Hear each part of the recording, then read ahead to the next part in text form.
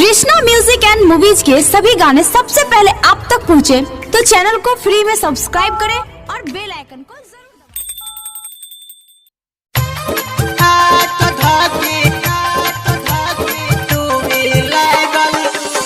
DJ Mukesh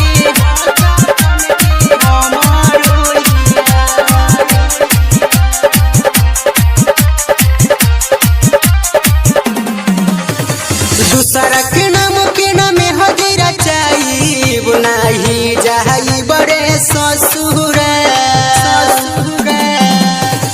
दूसरा के नाम में हजीरा चाहिए बुनाही जाई बड़े ससुर अरे हाथ धके रोवे लागल कैसे कहीं सखिया बचपन के हमर अरे हाथ धके रोवे लागल कैसे कहीं सखिया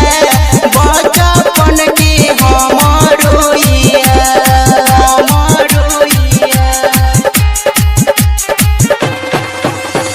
डीजे मुकेश चकिया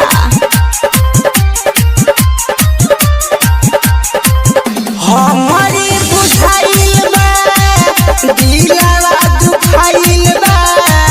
ओकरे से शादी हमरा चाही बड़े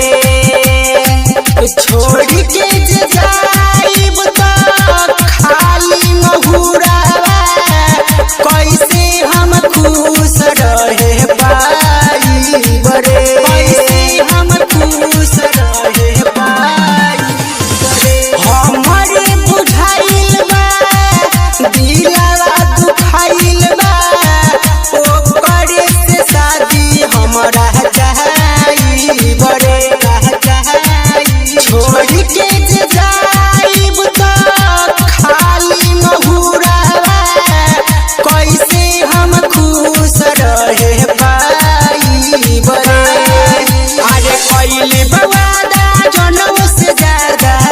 हमरा से कहरे लाऊ प्यार अरे हाथ धके रोवे लागल कैसे कहीं सखिया बचपन के हमर अरे हाथ धके रोवे लागल कैसे कहीं सखिया बचपन के हमर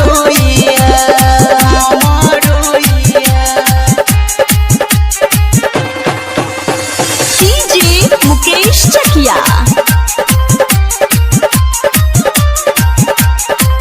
तुहरे से सखिया का हम बताई सोच सोच लागे बड़ी डर हमारा बिना रहे नहीं पाई हमर की सुना लब हमर की सुना लब हमारा बिना रहे नहीं पाई हमर की सुना लब हमर की सुना लब तोहरा से सखिया का हम बताई